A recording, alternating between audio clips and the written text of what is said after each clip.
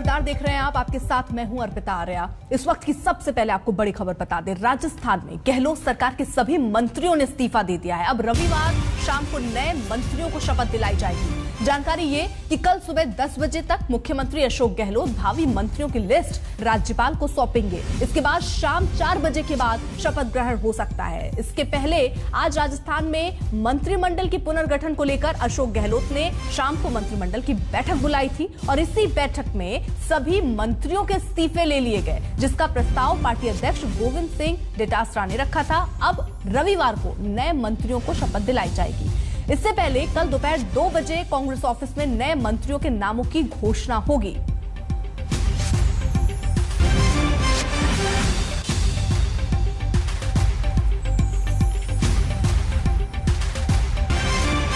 शरद हमारे साथ हमारे सहयोगी इस वक्त जुड़ चुके हैं। शरद, क्या जानकारी मिल रही, कौन से होंगे वो चेहरे, कितने पायलट खेमे के और कितने अन्य खेमे के?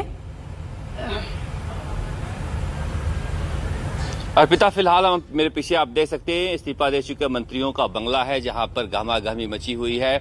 अब इन लोगों का कहना है कि हम जो लोग इस्तीफा दिए हैं उन सभी लोगों को कांग्रेस मुख्यालय बुलाया गया है। इसका मतलब हम लोग रिपीट हो रहे हैं उन 3 मंत्रियों को छोड़कर जिन्हें कल अजय माकन ने इस्तीफा देने की बात कही थी। तो ऐसा इन लोगों का कहना है कि मुख्यमंत्री अशोक गहलोत ने कहा है कि इशारा किया है कि आप लोग रिपीट होंगे। दूसरी बात कहा जा रहा है कि अंदर जो मीटिंग हुई है उसमें अजय माकन के सामने मुख्यमंत्री अशोक गहलोत ने फिर दोहराया है कि बसपा और निर्दलियों ने मेरा साथ दिया है, उनको हम साथ नहीं छोड़ सकते। इसे लेकर सुबह से खींचतान चल रही थी कांग्रेस आलाकमान और अशोक गहलोत में। कांग्रेस आलाकमान चाह रहा था कि बसपा और निर्दलीय विधायकों को अभी तरजीह नहीं दी जाए, लेकिन अब ऐसा सूत्रों के अनुसार कहा जा रहा है कि कांग्रेस आलाकमान ने यह कह दिया है कि एक बसपा और एक निर्दलीय विधायक जो हैं वो मंत्रिमंडल में शामिल हो सकते हैं। जहां तक सचिन पायलट की बात है, सचिन पायलट के खेमे के 5 लोगों को मंत्री बनाए जाने की सूचना है। अब उसमें पेंच यहां फंसा हुआ है कि क्या अशोक गहलोत जिन सचिन पायलट के खेमे के विधायकों को मंत्री बनाना चाहते हैं वही नाम सचिन पायलट ने दिए हैं या सचिन पायलट का कोई और नाम है, इसे लेकर पेच फंसा हुआ है, जिसे लेकर अभी बातचीत जारी है। फिलहाल अभी वहां पर गए हैं राजभवन, मुख्यमंत्री अशोक गहलोत मुलाकात कर रहे हैं और कल के मंत्रिमंडल शपथ ग्रहण समारोह की जानकारी दे रहे हैं। अंदर यह हुआ कि सारे मंत्री गए, पहले से उनका इस्तीफा टाइप किया हुआ था, लिफाफे में बंद था, लिफाफे पर सारे मंत्रियों के नाम लिखे हुए थे। एक एक मंत्रियों को पकड़ाया गोविंद सिंह डोटासरा ने और उन्हें साइन करके मुख्यमंत्री को सौंपा। इस तरह की रस्म अदायगी हुई है। लेकिन सबसे बड़ा सवाल है कि सचिन पायलट को सम्मान दिलाने की लड़ाई जो प्रियंका गांधी लड़ रही हैं उसमें वो कितनी सफल हो पाती हैं, अशोक गहलोत कितनी जमीन छोड़ते हैं, यह बेहद दिलचस्प है। इसे लेकर कहा जा रहा है कि 3 जो हैं वो महिला विधायक भी शामिल हो सकती है। उसमें सचिन पायलट के सजातीय जो गुजर हैं उनको अशोक गहलोत अपना मजबूत करने के लिए शकुंतला रावत को कैबिनेट में ला सकते हैं, अशोक चांदना को एमओएस से कैबिनेट में पदोन्नति दे सकते हैं। इसी तरह से दलित चेहरे के रूप में मंजू मेघवाल को ला सकते हैं। निर्दलीय में संयम लोढ़ा का नाम सबसे आगे चल रहा है। जाट चेहरे के रूप में रामलाल जाट का नाम चल रहा है। उधर सचिन पायलट गुट के तरफ से हिमाराम चौधरी का नाम चल रहा है, ब्रिजेंद्र ओला का नाम चल रहा है, दीपेंद्र सिंह शेखावत का, मुरारी मीणा का और रमेश मीणा का। अब इनमें 5 में से किन किन नामों पर उनको आपत्ति है? कहा जा रहा है दीपेंद्र सिंह शेखावत और रमेश मीणा के नाम पर अशोक गहलोत को आपत्ति है, जिसे लेकर अभी दोनों ही पक्ष में समझौते के लिए अजय माकन एक दूसरे से बात कर रहे हैं और सोनिया गांधी आज रात कहा जा रहा है कि लिस्ट फाइनल कर देंगी। जी ठीक है शरद, बहुत बहुत शुक्रिया तमाम जानकारी के लिए। तो देखिए, बैठक के बाद बाहर निकले प्रताप सिंह खाचरियावास से खास बात की हमारे संवाददाता शरद ने। मुख्यमंत्री अशोक गहलोत के मंत्रिमंडल के सभी मंत्रियों ने इस्तीफे दे दिए हैं, बाहर आए हैं मुख्यमंत्री निवास से कैबिनेट बैठक के बाद। परिवहन मंत्री प्रताप सिंह खाचरियावास उनसे बातचीत करते हैं। सर, क्या फैसला रहा? फैसला सबने इस्तीफे दे दिए।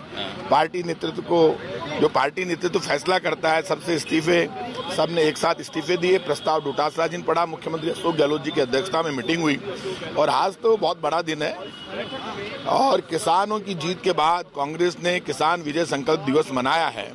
तो कांग्रेस की तो बहुत बड़ी जीत हुई है, क्योंकि राहुल यहाँ कांग्रेस की विजय होगी क्या? जो आप लोगों में खींचतान थी वो खत्म हो पाएगा क्या? क्यों नहीं, आप ये मानकर चलिए, यहाँ विजय आप देख लो, हम वल्लभ नगर जीते, वहाँ बीजेपी की जमानत जब्त हुई, चौथे नंबर पर आए। दरियावद में बीजेपी तीसरे नंबर पर आई। माकन को आना पड़ा, इस्तीफा हुआ, मंत्रिमंडल गठन की बात चल रही, इसलिए पूछ रहा हूँ। तो माकन साहब हमारे परिवार के सदस्य हैं, हमारे प्रभारी हैं, उनको तो आना ही पड़ेगा, उनकी जिम्मेदारी है हम सबके बीच में आना, काम करना। कल कब तक होगा मंत्रिमंडल में फेरबदल? देखिए, मुख्यमंत्री अशोक गहलोत जी की अध्यक्षता में आज कैबिनेट की मीटिंग हुई। डोटासरा जी ने इस्तीफे का प्रस्ताव रखा और पार्टी नेतृत्व के नाम पर सब मंत्रियों ने इस्तीफा दे दिया।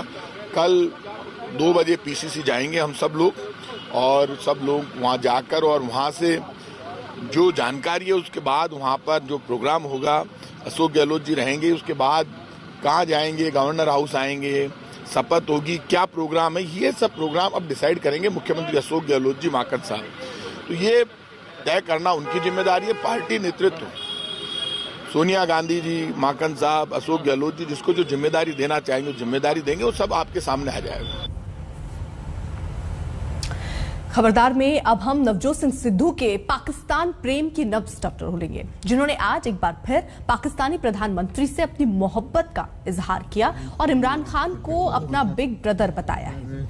दरअसल आज नवजोत सिंह सिद्धू श्री करतारपुर साहिब गुरुद्वारे में मत्था टेकने पाकिस्तान गए थे और वहां इमरान खान के दर पर घुटने टेक कर आए हैं। नवजोत सिंह सिद्धू ने इमरान खान को अपना बड़ा भाई बताने के साथ साथ पाकिस्तान की शान में कसीदे भी पढ़े, जिनका बीजेपी ने अपने शब्दों में भावार्थ निकाला है। लेकिन कहते हैं ना, मोहब्बत अंधी होती है। सिद्धू भी पाकिस्तान की मोहब्बत में ऐसे अंधे हुए कि उन्हें पाकिस्तान का भारत विरोधी चेहरा ही नजर नहीं आ रहा, बल्कि वो तो करतारपुर साहिब जाकर पाकिस्तान के रंग में रंग कर लौटे हैं। पाकिस्तान की धरती पर नवजोत सिंह सिद्धू का शाही स्वागत हुआ। करतारपुर साहिब पहुंचते ही फूलों की वर्षा की गई। पाकिस्तानी अधिकारियों ने उनको माला पहनाई। Thank you sir, on behalf of prime minister साहब, अरे ऑनर पाकिस्तान सबकी तरफ से आपको खुशामदीद। Thank you very much. ऐसे शानदार स्वागत से किसका दिल गदगद नहीं हो जाएगा, और सिद्धू तो पाकिस्तान के पुराने प्रेमी। ऑनर के पाकिस्तान सबकी तरफ से आपको खुशामदीद। मेरा बड़ा भाई, वेरी वार्म, मेरा बड़ा भाई, उसमें बहुत प्यार। सिद्धू ने अपने बड़े भाईजान इमरान खान को थैंक्स बोला और करतारपुर साहिब गुरुद्वारे में दर्शन करने पहुंचे।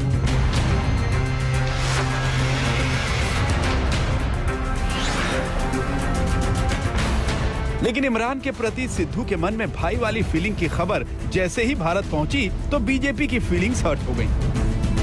कांग्रेस पार्टी के पंजाब के अध्यक्ष पाकिस्तान जाएं और इमरान खान के लिए महिमा मंडन ना करे, इमरान खान के लिए कुछ अच्छा ना कहें, पाकिस्तान की स्तुति ना करें, ऐसा हो नहीं सकता है। बॉर्डर स्टेट्स के जो नेता हैं उनमें एक परिपक्वता होनी चाहिए, उनमें राष्ट्र प्रेम होना चाहिए और उनमें एक समझ होनी चाहिए कि हिंदुस्तान को लेकर क्या बोलना है और क्या नहीं बोलना है। बीजेपी ने करतारपुर में बैठे सिद्धू को राष्ट्र प्रेम का पाठ पढ़ाना शुरू किया, लेकिन सिद्धू तो सिद्धू हैं, जिन्होंने करतारपुर साहिब से लौटते वक्त और ज्यादा तेजी से भारत पाकिस्तान की दोस्ती का राग अलापना शुरू कर दिया। भाई साडे कल्चर एक ने जेड़े असली समझते ने वो जानते ने कि 10 लाख मारकाट हुई, किन्ने लोग बेअबरू होए, वो समझते ने वो ते मरम है। भाई साडे सभ्याचार एक, साडी जबान एक, साडा पहरावा एक, साडा खान पान एक, वो होर ते होर साडा टौर टप्पा एक, या कहो नहीं। इस करके ये गल अगे वधनी चाहिए है। असी तो इल्तजा कर सकते हैं। मैं उत्थे भी कह के आया कि खोलो उन्हां मंदिरां नूं, जाण दिओ वध तों वध जथे बाबा नानक दे जन्म स्थान ते। क्यों रोकदे हो? क्यों 40-50 कहने हो? भेजो 5000। उन्हां को पासपोर्ट ने, उन्हां को आस्था है। आपदे बाप दे दर दे उत्ते क्यों नहीं मत्था लाण दिंदे? क्यों नहीं ऊर्जा पाउण दिंदे?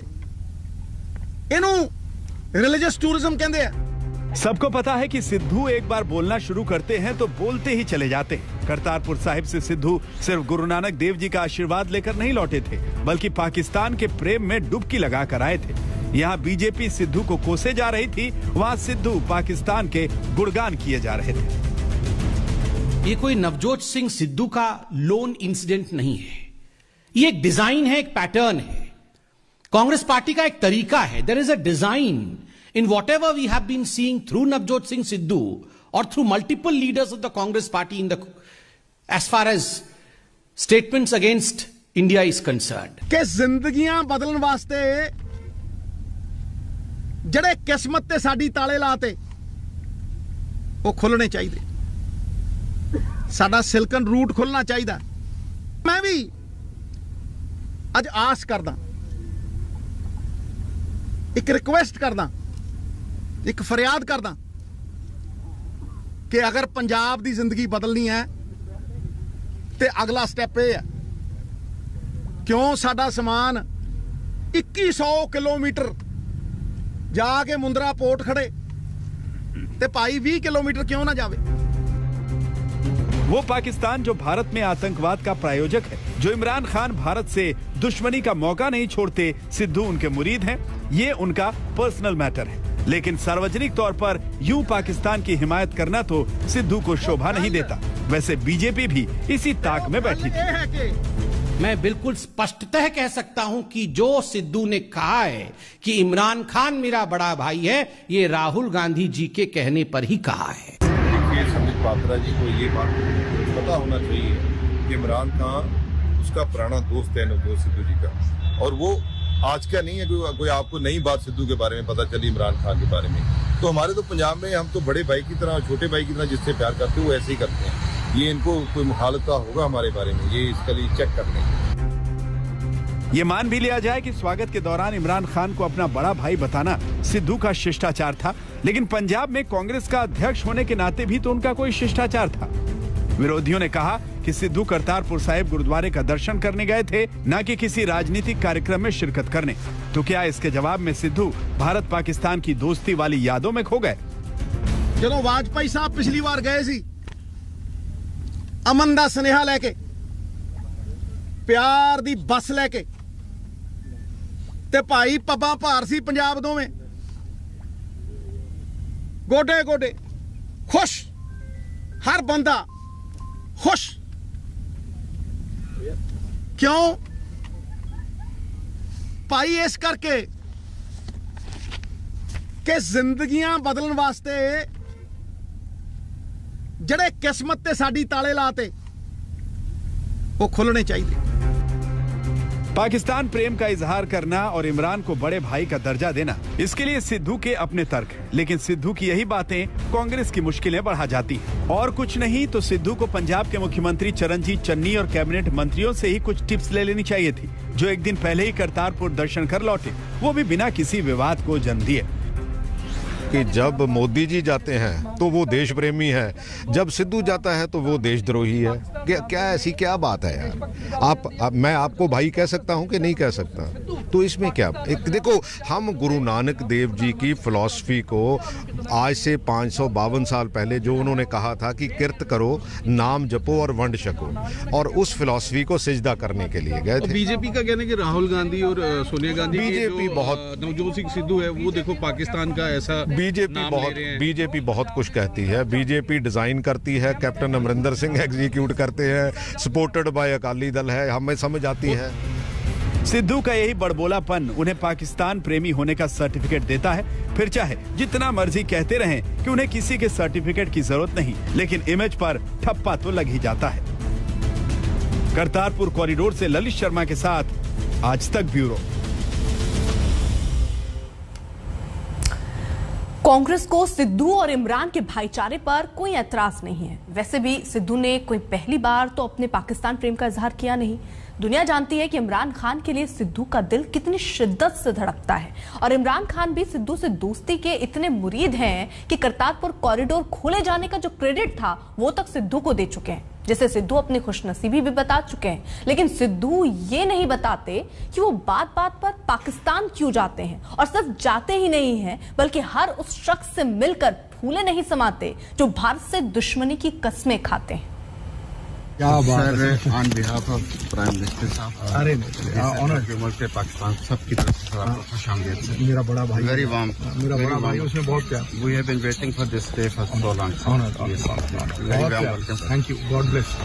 पाकिस्तान के प्रधानमंत्री इमरान खान के लिए सिद्धू के मन में उमड़ते प्यार और सम्मान के इस दरिया का स्रोत तो पता नहीं क्या है, लेकिन इसका असर सिद्धू के दिलो दिमाग पर बड़ा गहरा है।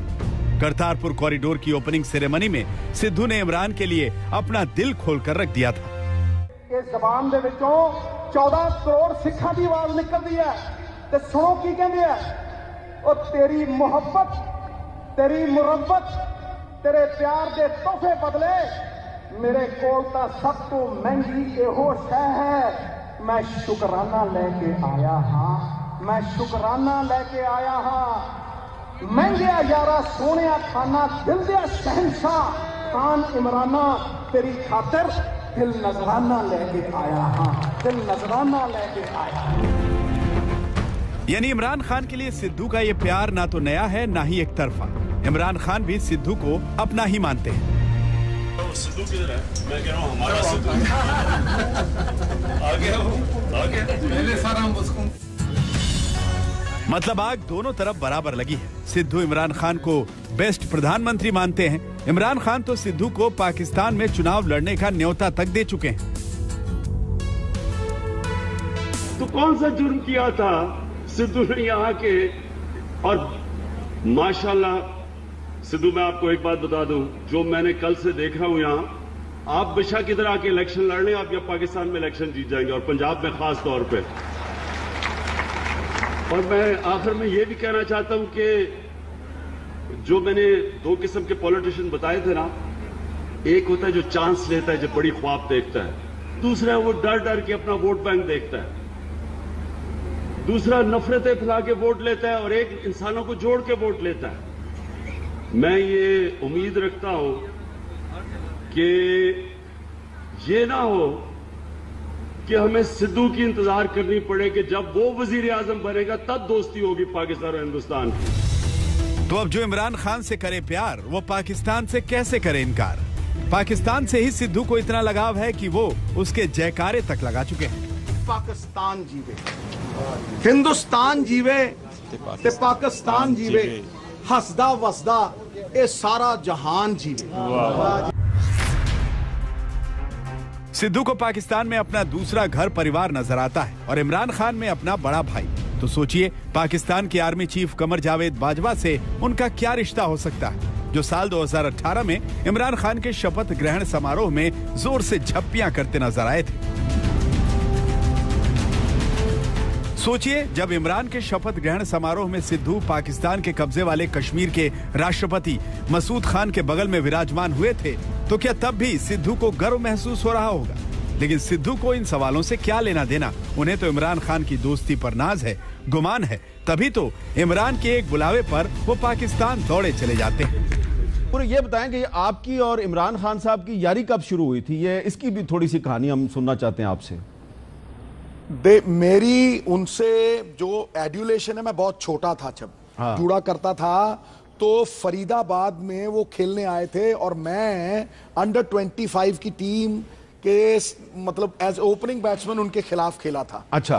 तो इतनी तेज स्विंग करती हुई गेंद आई, मैं खड़ा ही रह गया, मेरी धुन्नी में लगी ठां करके जलेबी की तरह इकट्ठा हो गया साहब, मैं एक जलेबी की तरह इकट्ठा हो गया। तो भागे भागे मेरे पास आए, कहने लगे सरदार जी ठीक हो? हाँ। सा आ रहा है? हाँ। किते गलत थां दे उत्ते ते नहीं वजी? मैं कहा जी ठीक हाँ। तो मैनू कहंदे अख मार के मैनू कहंदे पुत्र हुण मैं बाउंसर नहीं मारांगा। अच्छा। खेलना खेली, जिगरे नाल खेली। हाँ। मतलब गरीब को मारते नहीं थे वो।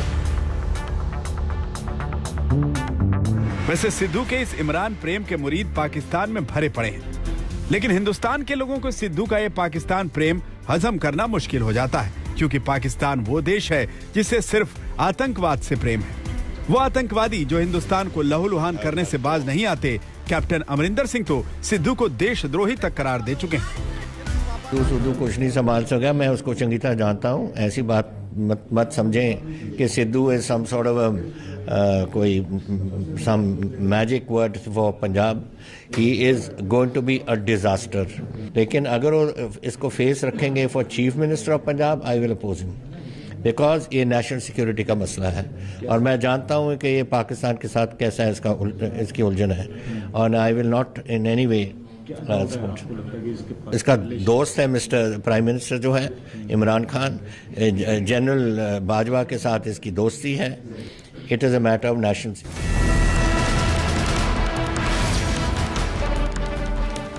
सिद्धू जब भी पाकिस्तान जाते हैं इमरान खान के शान में कसीदे पढ़ते हैं, पाकिस्तान के गुणगान गाते हैं और भारत पाकिस्तान की दोस्ती के तराने सुनाते हैं। लेकिन वो भूल जाते हैं कि कश्मीर से लेकर पंजाब तक आतंकवाद का सप्लायर पाकिस्तान ही है।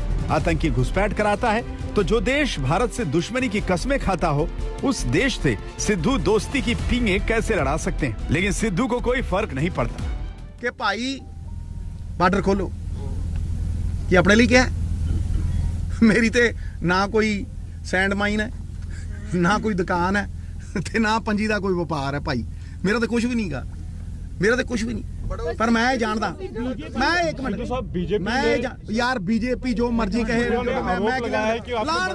जिन्ने मर्जी मैं कहते कोई आरोप नहीं लाना। सिद्धू के मन में पाकिस्तान और इमरान खान के प्रति ये आस्था ही कांग्रेस पर भारी पड़ जाती है। लेकिन सिद्धू तो सिद्धू हैं, उन्हें समझाए कौन।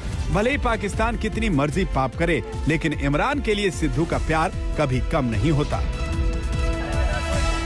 समय नदी की बाढ़ के अक्सर सब बह जाया करते हैं, है समय बड़ा तूफान प्रबल पर्वत भी झुक जाया करते हैं। अक्सर दुनिया के लोग समय में चक्कर खाया करते हैं, पर कुछ इमरान खान जैसे होते हैं जो इतिहास बनाया करते हैं, जो इतिहास बनाया करते हैं, इतिहास बनाया। आज तक ब्यूरो।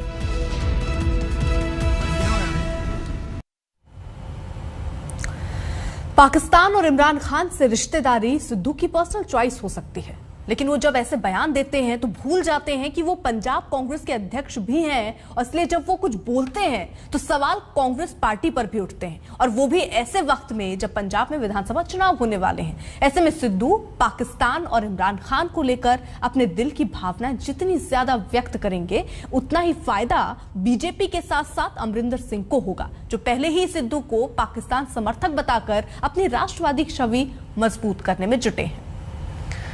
पाकिस्तान का देखिए सबसे बड़ा दुश्मन न भारत है न अमेरिका, पाकिस्तान ही खुद का सबसे बड़ा दुश्मन है। ये बात हम नहीं कह रहे हैं, बल्कि ये खुद पाकिस्तान के सूचना प्रसारण मंत्री फवाद चौधरी का मानना है। इस्लामाबाद में हुए चार्टर ऑफ पीस कॉन्फ्रेंस में फवाद चौधरी ने इमरान सरकार को कटघरे में खड़ा किया। उन्होंने कहा कि कट्टरवाद ही पाकिस्तान का दुश्मन है। फवाद चौधरी के मुताबिक पाकिस्तान की सरकार कट्टरवाद से निपटने के लिए तैयार ही नहीं। फवाद चौधरी ने यह भी कहा कि जहां तक कहा गया है कि पाकिस्तान में कट्टरवादी की जो पौध है वो आज सबसे बड़ा खतरा बनी हुई है, वो मदरसे से नहीं निकली है बल्कि पाकिस्तान के सामान्य स्कूल कॉलेजों से पढ़कर आई है।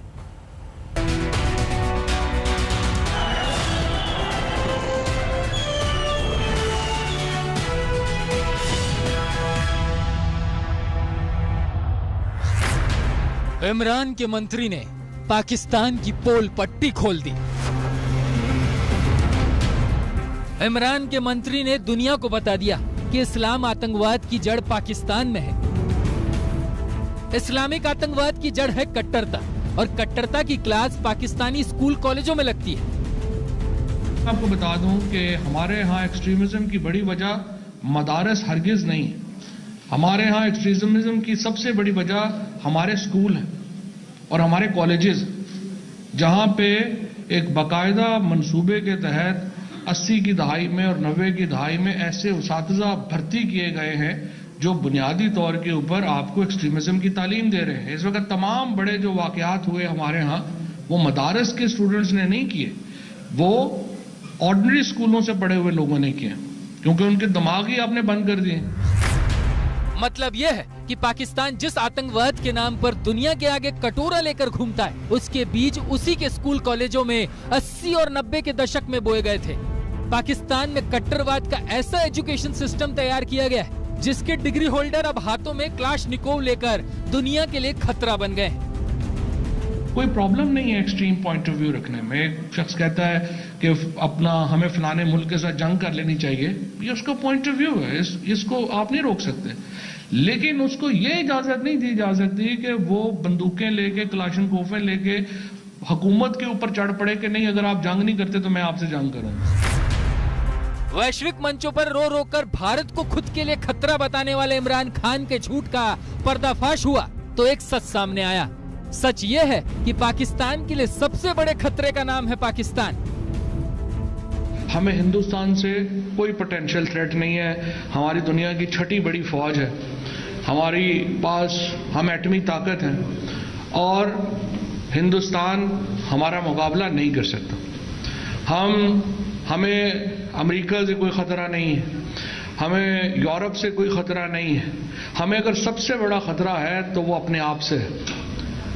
जो डेंजर विद इन है वो जो बाहर का खतरा है उससे बहुत बड़ा है। पाकिस्तान वो भस्मासुर बन गया है जो अब अपने ही सिर पर हाथ रखकर नाचने को तैयार है। मतलब पाकिस्तान के लिए कट्टरवाद की आग में भस्म होने का समय आ गया है। इसलिए इस्लामाबाद में चार्टर ऑफ पीस कॉन्फ्रेंस में फवाद चौधरी ने अपनी ही सरकार को इससे निपटने में नाकारा और नाकाम बताया। बदकिस्मती से हमने मुख्तलिफ सियासी वजूहात की बिना पर और फिर खारजी वजूहात की बिना के ऊपर हमने ये फैसला किया कि हम एक ऐसा एलिमेंट हमने क्रिएट किया कि जिसके नतीजे में पाकिस्तान एक बहुत ही बड़े खतरे से आज दो चार है। बहुत सारे लोग ये समझ रहे हैं कि हम इसमें हमारे जो इस वक्त जो रेमिडियल स्टेप्स हैं वो बिल्कुल नाकाफ़ी हैं। और सच्ची बात तो यह है कि ना तो हुकूमत और ना ही रियासत एक्सट्रीमिज्म से लड़ने के लिए उतनी तैयार है जितनी होनी चाहिए। पाकिस्तान के लिए कितना बड़ा खतरा है ये बात फवाद ने इमरान खान तक पहुंचाने की कोशिश की है। लेकिन फवाद ये भी जानते हैं कि इमरान एक कठपुतली है जो ISI और पाकिस्तानी सेना के इशारे पर कथक कली करते हैं। अभी हमने TLP के केस में भी हमने देखा है कि किस तरह से रियासत को पीछे हटना पड़ा और ये उस बॉम्बशेल की निशानदही करता है जो टिक टिक करके बज रहा है। State should have only one business, and that business is enforcement of law. The state who cannot enforce law, बड़ी जल्दी उसकी एग्जिस्टेंस के ऊपर क्वेश्चन मार्क आ जाएगा, बिकॉज आप इंच बाय इंच जो है वो खाना जंगी की तरफ चलते जाएंगे, बिकॉज रियासत का कंट्रोल आपके ऊपर से खत्म होता जाएगा और ग्रुप्स जो हैं वो इमर्ज हो जाएंगे जो आपके रियासती कंट्रोल जो है उसको टेक ओवर कर लेंगे। फवाद चौधरी जिस TLP की बात कर रहे हैं उसका पूरा नाम है तहरीक लबैक पाकिस्तान। हाल ही में इमरान सरकार को संगठन के दबाव में उसके समर्थकों और उसके मुखिया को रिहा करना पड़ा और गुप्त समझौते के तहत कई प्रतिबंध हटाने पड़े। इन कदमों को सीधी भाषा में कट्टरवाद के आगे घुटने टेकना कहते हैं। TLP पर पाकिस्तान में 12 अप्रैल को हिंसा भड़काने का आरोप लगा। ये संगठन फ्रांस के राजदूत को देश से निकालने का दबाव बना रहा था। इसी मांग को लेकर पाकिस्तान में बड़े पैमाने पर हिंसा हुई थी। इस घटना के बाद TLP पर प्रतिबंध लगा दिया गया था। TLP के मुखिया साद हुसैन रिजवी को आतंकवाद विरोधी अधिनियम के तहत हिरासत में रखा गया था, लेकिन कट्टरपंथियों के दबाव में उसे छोड़ दिया गया। रिजवी को कैद में रखना पाकिस्तान सरकार के लिए भारी पड़ गया था। उसके समर्थक पाकिस्तान में अलग अलग इलाकों में हिंसा पर उतारू हो गए थे। कई जगहों पर कट्टरपंथियों ने पुलिस कर्मियों तक को मार दिया था। हालात ये बन गए थे कि इमरान सरकार ने TLP समर्थकों की सारी बात मान ली और हिंसा के सारे केस वापस ले लिए। इमरान खान ने TLP चीफ रिजवी को इसलिए रिहा किया है प्राइमरली अपनी कुर्सी को बचाने के लिए। कई हफ्तों से बड़े जबरदस्त प्रोटेस्ट चल रहे थे। उस प्रोटेस्ट में कई पुलिसमैन मारे गए थे, 7 मारे गए थे और अनेकों घायल हो चुके थे और सारी सड़कें जो थी इस्लामाबाद की तरफ जाती हैं उनको ब्लॉक किया गया था और हर दिन जो है TLP जो है ज्यादा पावरफुल बनता जा रहा था। पाकिस्तान की आर्मी और ISI भी कोई बड़े कदम पर नहीं उठा रही थी। ऐसे में इमरान को साफ तौर पर नजर आ रहा था कि अगर ये प्रोटेस्ट और चलते रहे और उनकी पॉलिटिकल रैलीज और चलती रही तो इमरान को जबरदस्त खतरा है अपनी कुर्सी से हटाए जाने का। इसी के बाद से ही फवाद चौधरी ने अपनी ही सरकार के खिलाफ बोलना शुरू किया, वो भी कट्टरवाद जैसे मुद्दे पर, जिस पर पाकिस्तान में कोई नहीं बोलता। जानकार मानते हैं कि इमरान और पाकिस्तानी सेना के बीच कुछ ठीक नहीं चल रहा है और इसीलिए फवाद चौधरी ने सेना के इशारे पर अपनी सरकार को नाकाम बताया। इमरान खान के मिनिस्टर फवाद चौधरी जो हैं, वो अपनी सरकार को ही कह रहे हैं कि वो बिल्कुल नाकाम है कट्टरवाद के खिलाफ कार्रवाई करने के लिए। ये दो चीजें दर्शाती हैं, उन्होंने टीएलपी के साथ समझौता किया और इसी माफिक जो तहरीक तालिबान पाकिस्तान है उनकी भी शर्तें उन्होंने एक्सेप्ट कर ली हैं, जिसको निगाह में रखते हुए बाकी जो ग्रुप्स हैं वो भी उसी माफिक सहूलतें चाहते हैं, उसी माफिक कंसेशन चाहते हैं और उसको साफ तौर पे पाकिस्तान की आर्मी और आईएसआई का सपोर्ट था। पाकिस्तान के गले में कट्टरवादी बिरयानी का ऐसा निवाला अटका है कि जिसे उगलते भी नहीं बन रहा और निगलते भी नहीं। यही वजह है कि इमरान सरकार कट्टरवाद के मसले पर अपने ही देश में घिर गई है और दुनिया के सामने पाकिस्तान का असली चेहरा सामने आ गया है। ब्यूरो रिपोर्ट, आज तक। टीएलपी यानी तहरीक लब्बैक पाकिस्तान के आगे पाकिस्तानी सरकार ने भी घुटने टेक दिए हैं। ये पाकिस्तान का एक ऐसा कट्टरवादी संगठन है जो इस्लाम की कुछ पुरानी परंपराओं को लागू करवाना चाहता है। फिलहाल बड़ी संख्या में इसके समर्थक हैं। 2015 में तहरीक लब्बैक पाकिस्तान को खादिम हुसैन रिजवी ने बनाया था। खादिम हुसैन रिजवी पाकिस्तान के कट्टर धार्मिक नेता थे। नवंबर 2020 में खादिम हुसैन की मौत के बाद उसके बेटे साद को संगठन की कमान मिली। इस्लाम की कट्टर विचारधारा का समर्थक है ये संगठन ईश निंदा कानून को बनाए रखना चाहता है। ईश निंदा कानून के तहत दोषी को मौत की सजा मिलती है। टीएलपी पाकिस्तान में शरिया कानून भी लागू कराना चाहती है। 2017 में नवाज शरीफ सरकार गिराने में इस संगठन का बड़ा हाथ था। उस दौर में इमरान खान ने टीएलपी का समर्थन किया था और ये माना जाता है कि अब इमरान सरकार को गिराने की कोशिश टीएलपी की तरफ से हो रही है। वर्ष 2020 में फ्रांस के एक स्कूल टीचर सैमुअल पैटी की हत्या कर दी गई थी। आरोप था कि उन्होंने स्कूल में पैगंबर मोहम्मद की तस्वीर दिखाई थी। उनकी हत्या करने वाला एक कट्टरपंथी छात्र था। इस घटना के बाद फ्रांस के राष्ट्रपति इमैनुअल मैक्रोन ने इस्लामिक कट्टरपंथ की आलोचना की थी और इसी वजह से टीएलपी ने पाकिस्तान में बड़े पैमाने पर हिंसक प्रदर्शन किया और फ्रांस के राजदूत को देश निकाला दिए जाने का दबाव बनाया था। कृषि कानूनों के विरोध में चल रहा किसान आंदोलन अब किस ओर जाएगा? क्या यह आंदोलन खत्म मान लिया जाए या फिर नई मांगों के साथ फिर से एक नया आंदोलन शुरू होने वाला है? इन सवालों पर हमने आज किसान नेता राकेश टिकैत से बात की। क्या कहना है उनका, चलिए सुनिए। कानून वापसी तो हो गई, अब आप लोगों की घर वापसी कब होगी सर? हाँ जी, घर वापसी भी होगी, सरकार से बातचीत कर लेंगे और बातचीत करने के बाद में घर वापसी करेंगे। तो कैसे बातचीत करेंगे? मतलब आप चाह रहे हैं कि सरकार की तरफ से पहल हो, आप लोगों को बुलाया जाए? ये तो लग रहा है कि घड़ी की सुई वहीं जाके अटक गई है। नहीं भाई, कोई बात समाधान की तरफ जा रही है अब, तो टेबल पे भी तो फाइनल टच तो उसको टेबल पे दिया जाएगा ना।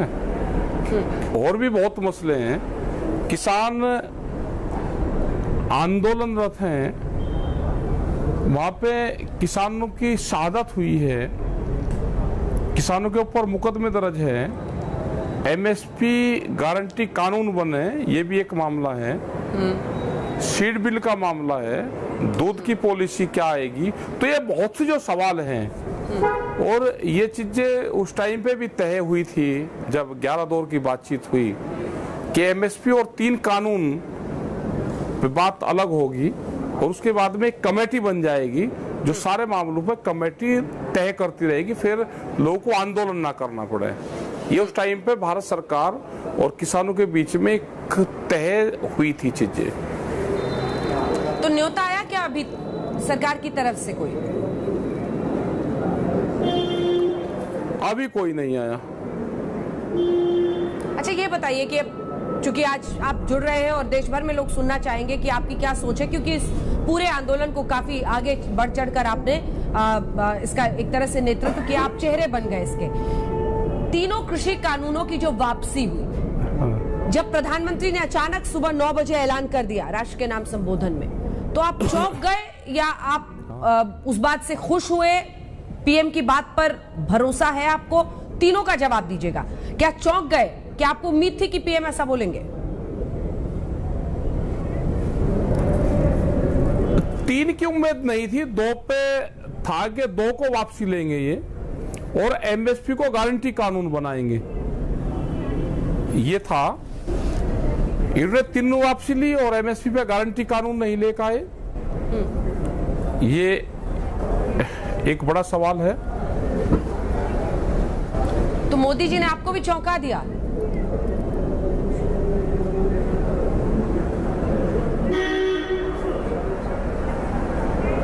राकेश जी, तो तीनों कानूनों को वापस लेके मोदी जी ने भी आपको चौंका दिया मतलब?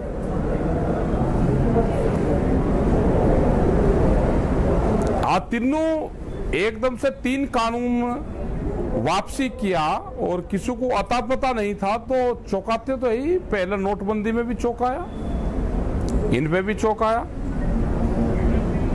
लेकिन हमने ये कहा है कि जो करा ठीक है, लेकिन आगे जो मसले हैं उस पर भी बातचीत का एक रास्ता खोल ले, उस पर भी आगे बातचीत होनी चाहिए।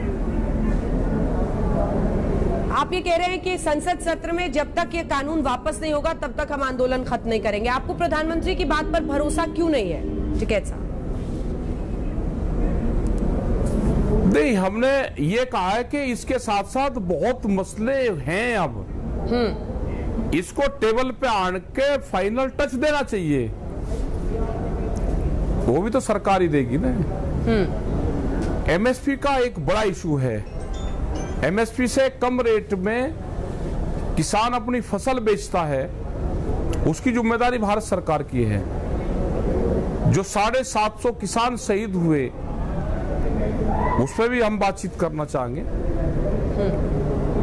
आज तक अगर सीधा स्मारक बनाने की बात करी कि किसान यहाँ पे शहीद हुए तो उनका स्मारक जी, अगर स्मारक यहाँ पे बने। सीधा अभी प्रधानमंत्री से आपको कुछ कहना है, आज तक के जरिए संवाद करना हो, तो तीनों कृषि कानून की वापसी पर, आगे की बातचीत पर आप सीधा पीएम को क्या कहेंगे? हम ये कहेंगे कि उन्होंने 3 कानून वापसी लिए तो उनका धन्यवाद है 3 कानून पे, लेकिन आगे एमएसपी पे भी वो गारंटी कानून बना दे।